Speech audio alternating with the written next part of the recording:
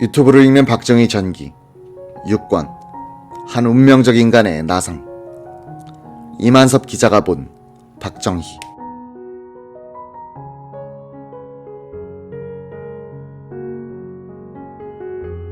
박정희 의장의 특명을 받고 국민의당 허정 후보의 사퇴를 종용하려고 서울에 올라온 박상길은 허정과 가까운 박세경 변호사에게 중개를 부탁했다. 박 변호사는 어려울 것이라면서도 허정과 접촉해본 뒤 박 의장과의 합작은 불가라는 그쪽 입장을 전해주었다. 10월 2일 허정 후보는 군정 종식을 위해서는 야권 단일 후보가 성취되어야 한다면서 후보 사퇴를 선언, 사실상 윤보선 지지로 돌았다. 그 5일 뒤엔 옥중 출마한 송유천 후보도 야권 단일 후보를 위해 후보를 사퇴했다. 이로써 5대 대통령 선거는 박정희, 윤보선 대결로 압축됐다. 허정과 송유찬의 후보 사퇴 선언은 선거 유세에 청중 동원역에서 윤보선이 월등히 앞서 나간 것과도 관계가 있었다.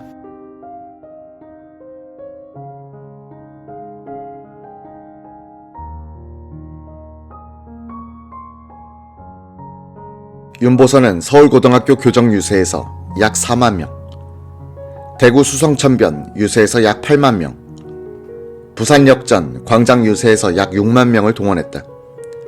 야당의 어느 후보보다도 많은 것은 물론이고 박정희 의장의 청중 동원수를 능가하는 인기였다. 10월 5일 서울 남산 유세에서 윤보선이 약 15만 명의 청중을 모은 날, 박정희는 대전 유세에서 약 4만 명을 모았다. 박정희가 제기한 가식적 민주주의자 대 민족적 민주주의자란 이념 논쟁보다는 윤보선 후보 측에서 제기한 군정 종식, 거물 간첩 황태성과 박 의장의 연루, 박 의장 및 공화당의 용공성 의혹이 훨씬 쉽게 국민들의 가슴과 뇌리를 자극했다. 선거 유세 전에 주도권을 윤보선 후보가 잡은 것처럼 보이게 만든 것은 언론의 공정보도였다. 텔레비전 방송이 없던 시대에 언론을 주도하던 신문들은 야권 후보들에게 더 많은 지면을 배분, 박 의장이 수세로 보일 정도였다. 10월 9일 윤보선은 안동 유세에서 과격한 발언을 했다. 민주공화당은 공산당 돈을 가지고 공산당 간첩이 와서 공산당식으로 조직한 정당이다. 북괴 무역부상 황태성이 20만 달러를 가지고 왔는데 김종필 씨가 그를 조선 호텔에 모셔다가 서울의 밀봉 교육 장소를 5군데나 만들어 놓고 공산당식으로 점조직을 했다.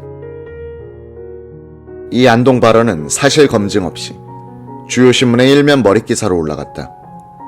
한 중앙지는 공화당은 공산당 자금으로 조직이라는 제목을 일면 머리에 크게 뽑았다. 윤보선은 자신의 회고록에서도 황태성이 공화당과 관련되어 있었다는 주장을 계속했다. 무력으로 정권을 탈취했는데 그러한 사건쯤 그냥 덮어버리고 넘어가는 것은 별로 어려운 일이 아니었을 것이다. 언론조차 군정의 엄격한 통제를 받아 기사를 함부로 쓸 수 없었고 사실을 사실대로 밝힐 수 있는 자유도 없었을 때였다. 황태성이 1962년에 공화당 사전조직에 관여했다는 소문은 당시부터 떠돌았으나 확인된 적은 없고 여러 가지 정황으로 미루어 사실이 아닌 것으로 보인다. 윤보선의 논리구조는 소문을 사실로 단정한 다음 군사정권이니 그런 엄청난 사실을 덮어버렸다는 결론을 내리는 식이었다. 이런 논리의 비약은 그가 집권자였다면 용공조작이라 불릴 만한 사실 왜곡이었다.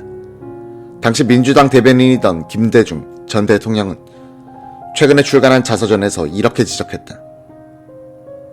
공산당과 인연을 끊고 반공을 내걸고 있는 박 후보에게 그 비난은 걸맞지 않았다. 게다가 윤 후보가 상대를 공산당이다 라고 비난하는 그 방식이 국민들에게 어두운 과거의 일을 떠올리게 했다. 해방 후 미군 군정 시절과 이승만 대통령 시절에는 반대 세력을 탄압할 때 모두 공산당이라고 날조한 뒤 숙청시켰다. 윤 후보의 발언에서 만약 정권을 잡으면 반대파를 공산당으로 몰아서 제거하는 과거의 공포정치가 재현되는 것이 아닌가 하고 대다수 국민들은 공포감을 가졌던 것이다. 박정희는 윤보선 후보의 사상공세에 대해서 마치 용공조작의 희생자처럼 말했다. 싸우다 힘이 부족하면 빨갱이라는 모략을 하는 것이 바로 야당이다.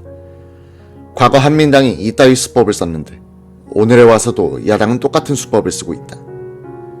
과거와 양상이 다르다면 과거는 여당이 야당을 잡았는데 지금은 야당이 여당을 잡으려 하고 있다.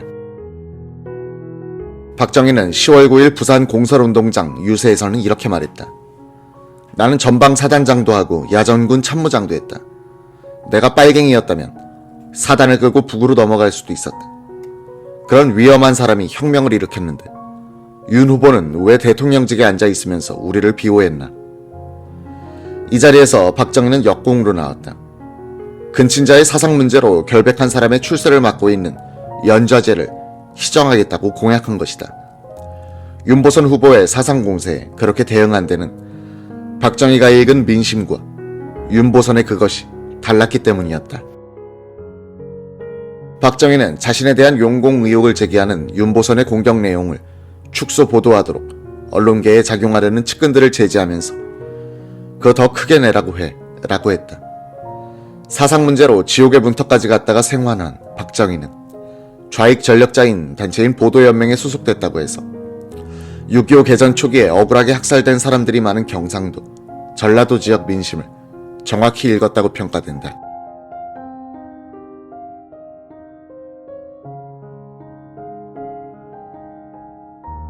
5.16 혁명 직후 동아일보 정치부 이만섭 기자는 윤보선 대통령의 민정이양 촉구 발언을 보도했다는 이유로 육군 형무소에 수감된 적이 있었다.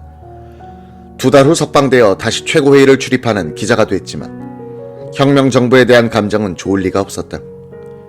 이듬해인 1962년 10월 10일 박 의장의 울릉도 시찰 때 단독 인터뷰를 하면서 1박 2일을 함께 지낸 뒤 이만섭 기자는 박정희란 인물을 다시 봐야겠다는 생각을 갖게 된다.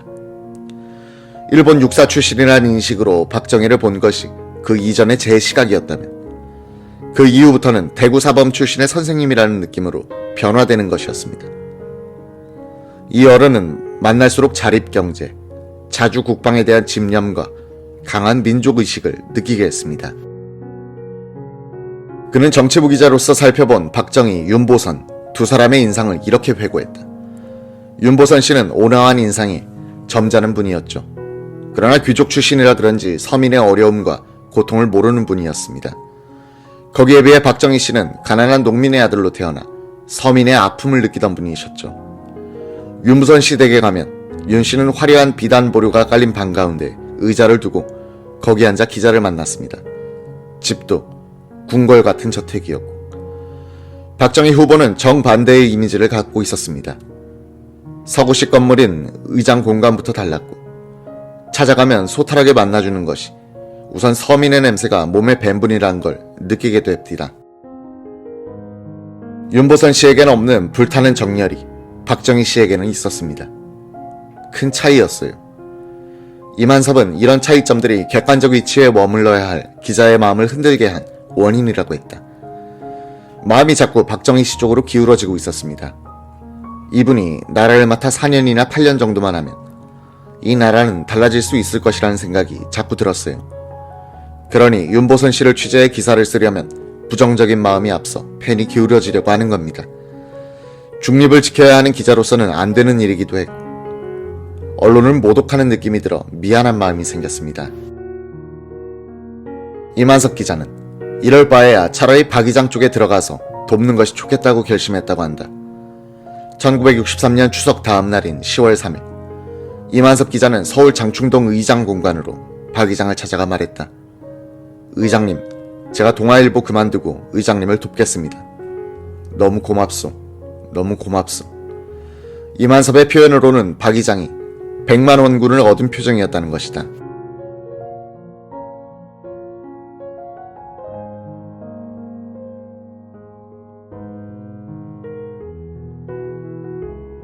의장님, 저는 구 정치인들처럼 무슨 감투나 돈을 원치 않습니다. 내가 왜 박정희 의장을 지지하는가 그 이유를 대중들에게 밝힐 기회만 주십시오. 후보 지시 연설을 하게 해달라는 요청에 박정희는 즉시 이유락 공보실장에게 전화를 걸었다. 이번 유세반에 동아일보 이만섭 씨를 넣을 테니까 같이 하도록 합시다. 이만섭 기자는 동아일보에 사표를 제출한 뒤 자신의 연고지인 대구 유세장에서부터 끝까지 박정희 후보와 선거 유세를 함께했다. 이만섭은 박정희 후보 유세 연설문의 경우 원고는 없었고 전국 유세를 다니면서 침식을 같이 했던 이우락 실장과 내가 메모 형식으로 써올리면 박 의장은 이것을 연설에서 거론하는 식이었다고 한다. 당시 조선일보 정치부 기자 이종식은 박 후보는 좋은 말을 많이 했지만 약간 딱딱해서 공화당에서는 선동적인 연설을 잘하는 이들을 찬조연사로 내세우고 있었다 라고 회고했다. 이만섭 고문은 박 의장은 군생활을 오래 한 덕분인지 원고 없이도 연설을 잘했죠. 웅변은 아니더라도 차분하고 조리 있게 짚고 넘어갔습니다. 대중들을 들었다가 놨다 하는 재주는 없었지만 유세 지역이 바뀌어도 우리가 원하는 방향으로 분명하게 연설했습니다 라고 말했다. 박 후보의 두 번째 지방 유세는 10월 6일 대구 수성천변에서 열렸다. 연단에 앉아있던 박정희는 인산인해를 이룬 청중들을 보면서 초조한 듯 이만섭에게 오늘 잘해야 돼요 라고 몇 번이나 말했다. 이호상의 사회로 시작되는 이날 유세에서 첫 연사로 연단에 올라선 이만섭은 공격적인 연설을 했다. 이 나라의 대통령은 가난한 서민 출신이어야 하고 또 이 앞에 앉아있는 구두닦이 소년, 이런 사람들이 열심히 공부해서 나중에 이 나라의 대통령이 되어야 합니다. 그래야 이 나라를 가난에서 구할 수 있고 잘 살게 할 수 있습니다. 윤보선 씨는 사람은 좋지만 한여름에도 세무장갑을 끼고 농민들과 악수를 하는 귀족입니다. 서민의 고통을 모르는 이런 사람이 대통령이 되면 나라를 어떻게 가난에서 구하겠습니까? 이 연설에 청중들은 열광했다고 한다. 이만섭이 연설을 끝내고 자리로 돌아오자 박정희 후보는 야 대웅변가야 라며 담배 한 대를 권했다. 박 의장과 이만섭이 담배 피우는 장면을 청중 속에서 목격한 이 씨의 아버지 이덕상 옹은 그날 저녁 아들을 불러다 앉혀놓고 국가원수와 단상에서 어떻게 맞담배질이냐 라며 호되게 나무랐다고 한다.